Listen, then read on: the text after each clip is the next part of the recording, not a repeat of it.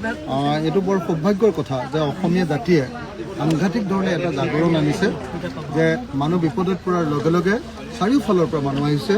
এতিয়া আপোনালোকে চাওক,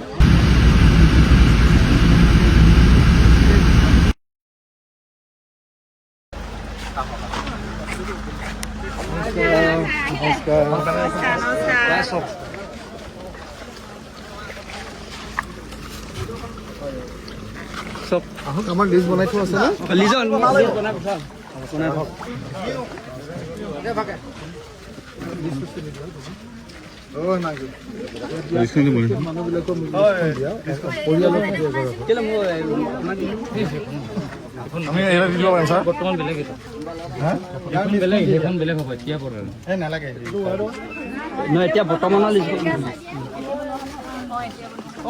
কাশীবাৰী ৮ নং ৱাৰ্ডৰ হয়নে? হিচাপে সকলো মানুহৰ কাৰণে এই সময়ত এতিয়া লগে লগে হাতত পোৱাকৈ টকা 1000 দি আছোঁ আৰু ঘৰলৈ যোৱাৰ লগে লগে টকা 1000, 2 কেজি চাউল, 1 কেজি দালি আৰু কাপোৰ কানিকে ধৰি এটা টোপোলা আপোনালোকৰ ঘৰলৈ যাব।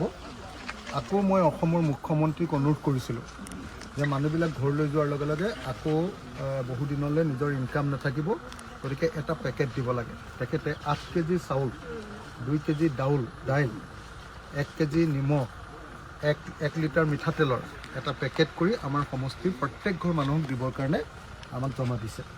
সেইটো আহিব আপোনালোকৰ ওচৰলৈ। আৰু এইকেইদিনত যিটো ৰেচন ৰিলিফ পাই আছে সেইটো বেলেগ, কিন্তু আমাৰ সেইকেইটা পইচাৰেতো একো নহ'বগৈ। তো সেইকাৰণে মই অসমৰ মুখ্যমন্ত্ৰীক দাবী জনাই আহিছোঁ, কৈ আহিছোঁ। ভাল খবৰ, আজি আমাৰ কাৰণে ভাল খবৰ যে আমাৰ তেজপুৰৰ পৰা সদৌ অসম প্ৰদূষণ পৰীক্ষণ কেন্দ্ৰ বুলি এই যে গাড়ীবিলাকৰ যে প্ৰদূষণ চাৰ্টিফিকেট দিয়ে, তেওঁলোকৰ গোটেই অল আছামৰ ইউনিয়নটোৱে আপোনালোকৰ কাৰণে বহুত ৰিলিফ লৈ আহিছে। তাত ৰিলিফ লওক। কৃষ্ণ শইকীয়াটো কোনে ল'ব? ওচৰৰ মানুহ কোন আছে?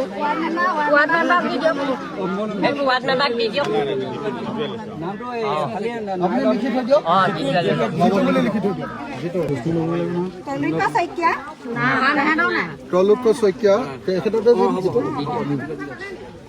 দিলীপ গগৈ, দিলীপ গগৈ,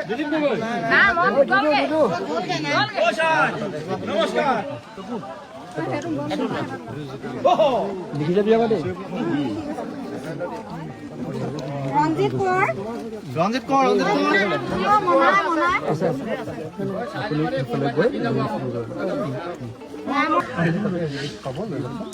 ৰুবুল গগৈ, ৰুবুল মিডুল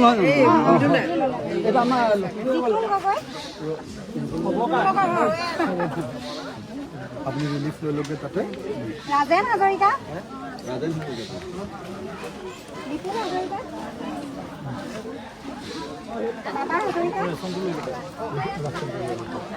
যদি আহিব পাৰে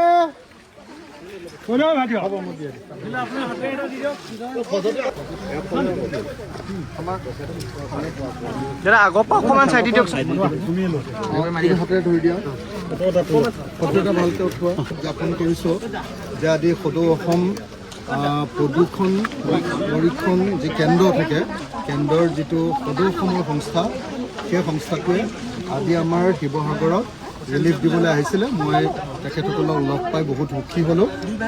এইটো বৰ সৌভাগ্যৰ কথা যে অসমীয়া জাতিয়ে সাংঘাতিক ধৰণে এটা জাগৰণ আনিছে যে মানুহ বিপদত পৰাৰ লগে লগে চাৰিওফালৰ পৰা মানুহ আহিছে। এতিয়া আপোনালোকে চাওক, প্ৰদূষণ পৰীক্ষণ কেন্দ্ৰ মানে জানে নিশ্চয়, মটৰচাইকেলৰ যে চাৰ্টিফিকেট দিয়ে, গাড়ীৰ যে চাৰ্টিফিকেট দিয়ে প্ৰদূষণৰ, তেখেতসকলে আহি আমাক এনেকৈ সহায় কৰিছে। মই ধন্যবাদ জ্ঞাপন কৰিছোঁ।